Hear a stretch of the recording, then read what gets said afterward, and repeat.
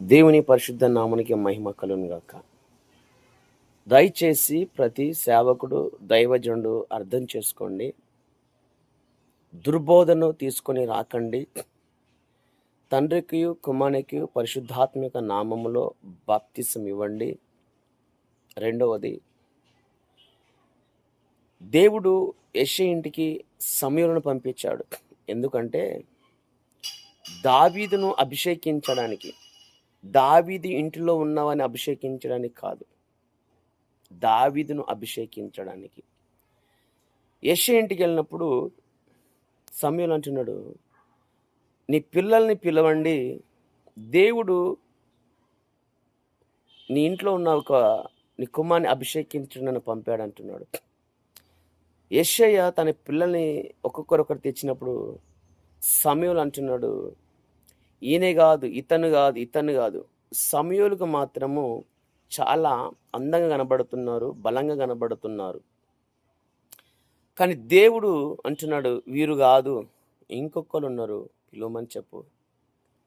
చూడు, దావీదు వచ్చినప్పుడు సమూయేలు దావీదును అభిషేకించిండు, కానీ దావీదు సహోదరులను కానీ దావీదు ఇంటివాని కానీ దేవుడు సమూయేలుకి అభిషేకించడానికి చెప్పలే. కాబట్టి అభిషేకము అనగా ఒక సేవకునికి మాత్రం ఉంటుంది. అంటే దైవ సేవ చేసే సేవకులను అభిషేకించేదే తైలాభిషేకం. ఈ తైలాభిషేకాన్ని తీసుకెళ్ళి చాలామంది సేవకులు ఒకడు తొడగోసుకున్నాడు కానీ ఒకడు మెడగోసుకుంటున్నాడు. అది సరైనది కాదు. తైలాభిషేక ప్రార్థన అంట.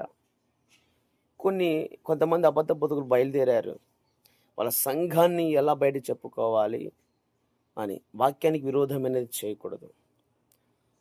సేవ నిమిత్తము అభిషేకించాలి కానీ సంఘములో అభిషేకించకూడదు విశ్వాసులను. జాగ్రత్త. కొంతమంది బయలుదేరారు దొంగ బోధకులు. అలానే మోకాల ప్రార్థన అంటాడు ఒకడు.